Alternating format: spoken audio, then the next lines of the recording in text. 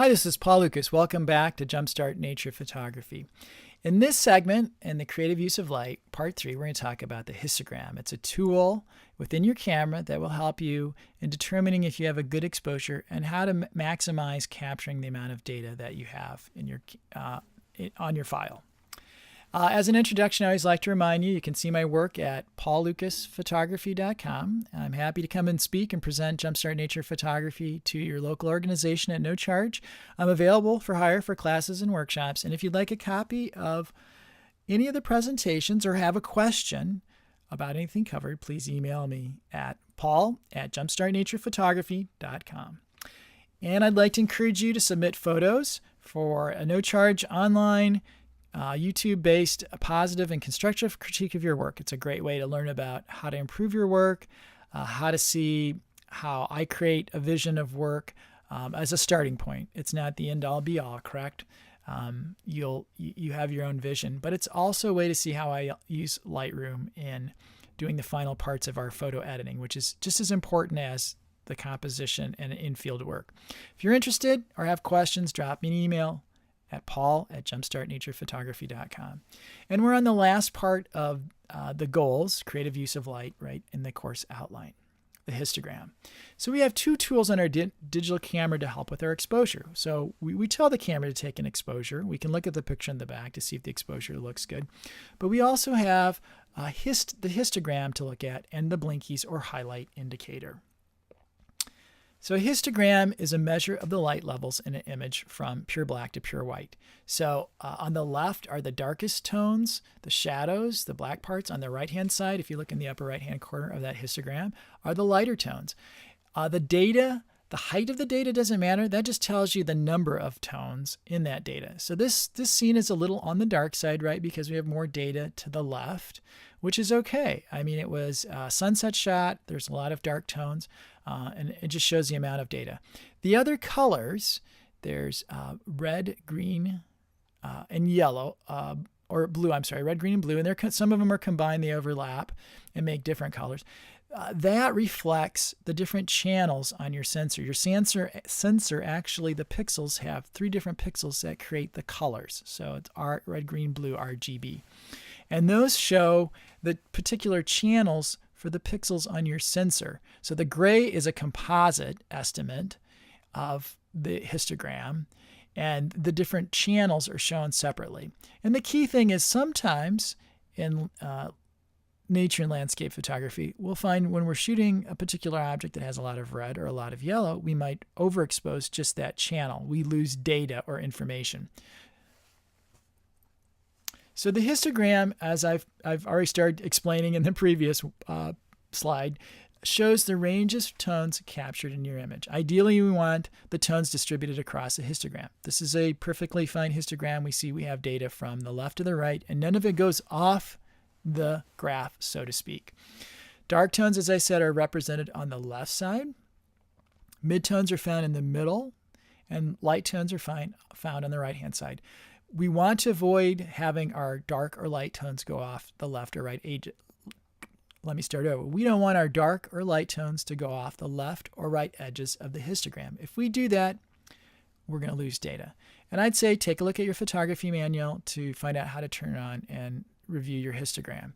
And I'll probably do some appendix presentations that will cover how to turn on your histogram in a Nikon or a Canon camera. So a good exposure, a correct exposure, this is in sunlight. Here's an exposure, and you can see the histogram. It falls right in the middle. But think of it as goalposts, and we want the data to primarily fall between the goalposts. Here's an example of that same photograph, 2 stops underexposed. So you can see there's a little pink lit up. We've got some data off on the left side, just barely, but we've lost details in the shadows. There is no details in the shadow. So if you look at the good exposure, you can see detail of the bridge, underneath the bridge, a reflection in the water. We can see some detail. We can see some detail on the opposite side of the shore under the willow tree. But if we're underexposed, we lose that information.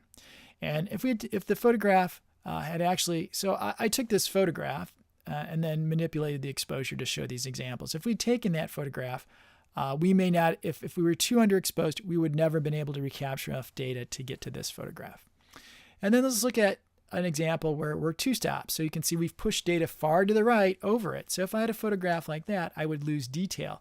Primarily, it looks like in this photograph, I'd lose some details around in the leaves, the individual leaves, like in the willow tree closest to us. And some of the details in the wood, or in the bottom middle, there's a little bit of a path with some stones. I'd lose all that detail.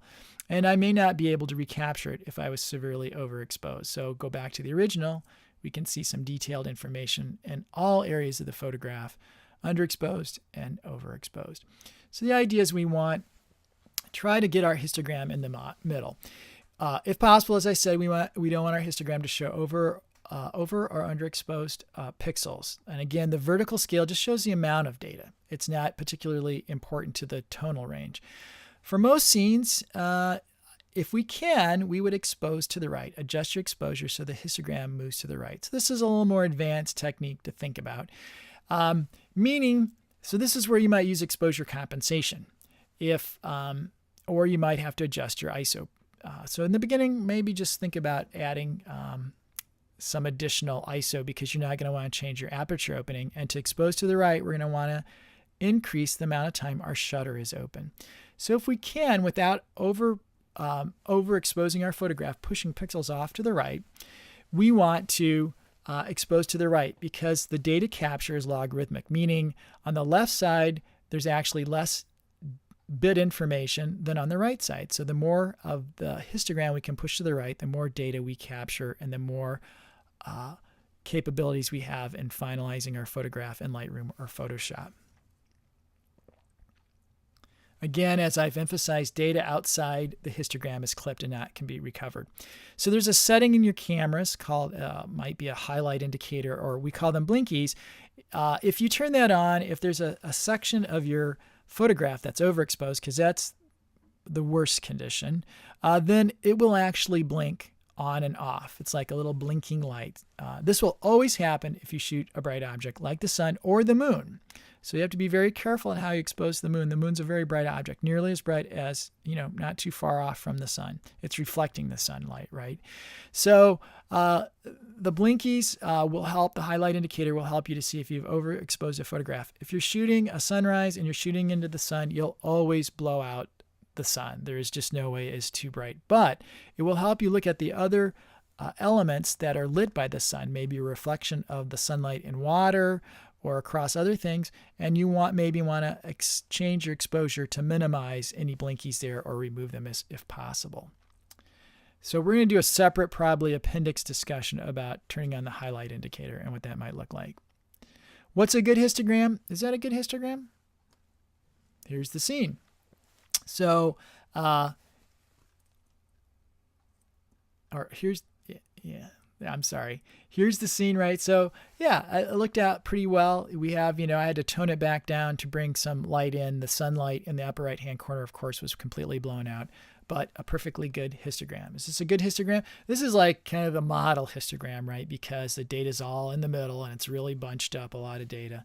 And that's what it looks like. That's the scene, right? So we see a lot of mid-tone colors, pinks and greens, a lot of green in the background with some dark information. Is this a good histogram? So that would indicate us, the midtones, there's not so much midtones, but at each end, a lot of bright stuff and a lot of dark stuff. And that's exactly what we see. The midtones are those greens, and, the dark tones are like the greens in that. The lighter tones are the fog and the sunlight. So there's not a lot of mid-tone stuff. It's either kind of at the dark end or the bright end. So let me go back just to emphasize, again, we don't care how it peaks or how it looks. It's just we try to keep the data between the goalposts, so to speak, right? If I lose detail by shadow highlight clipping, is that important to the vision of my image? Well, is that a good photograph? So we're losing some data on the back end there. And of course, yes, the photograph's perfectly fine. I have to realize that in order to not get a huge blob of bright sunlight, I have to back down and underexpose the rest of the scene. So I lose detail. I'm going to lose some detail in those, in the pier posts, these posts of an old pier, right?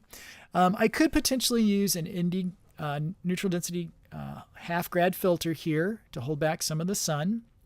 I could go into Lightroom after the exposure and isolate elements, the sun element, and bring up the rest of the photograph. But it depends on how much work, right, you want to do in post-processing to change the exposure. I happen to like the very dark black pure objects against the sun and all the tonal colors and range of the dynamic range in this photograph. So I like to keep my post-processing simple.